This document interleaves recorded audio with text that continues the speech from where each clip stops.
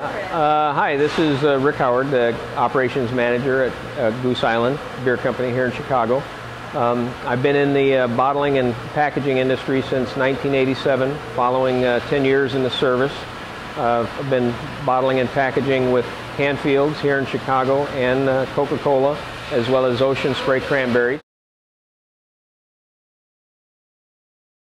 All right, another area that we're going to talk about for gas and electric savings was one of our doors for taking materials across the street to our warehouse and then bringing materials back. In the past, we used to use this 12 by 16 door down here at the far end of this bay, and that door roughly took about 45 seconds to open and about 45 seconds to close. With that, the trip over to take materials usually only took about a minute, so oftentimes even in the wintertime the door was just left open for the trips back and forth loading materials.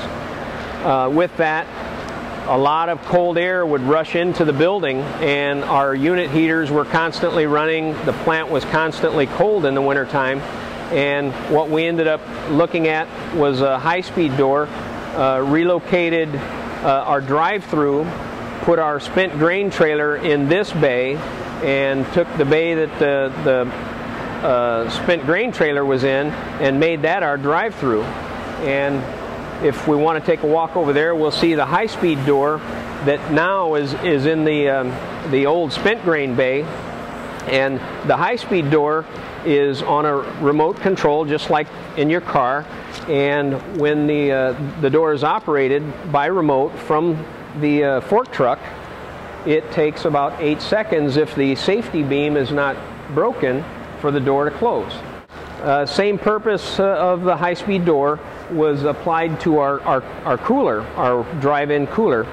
We keep the cooler at 40 degrees, and while loading and unloading trucks, the old sliding door, again a very slow opening and closing door, was always left open. And we put a high-speed door in there so that during the loading and unloading of trucks, the high-speed door would always come back down whenever there was no one in there.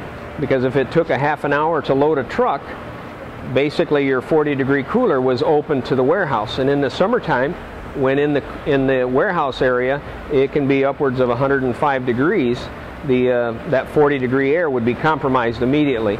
And so we've recognized quite a bit of gas savings and electrical savings, in that the compressors, the refrigeration units, don't run as often in the cooler.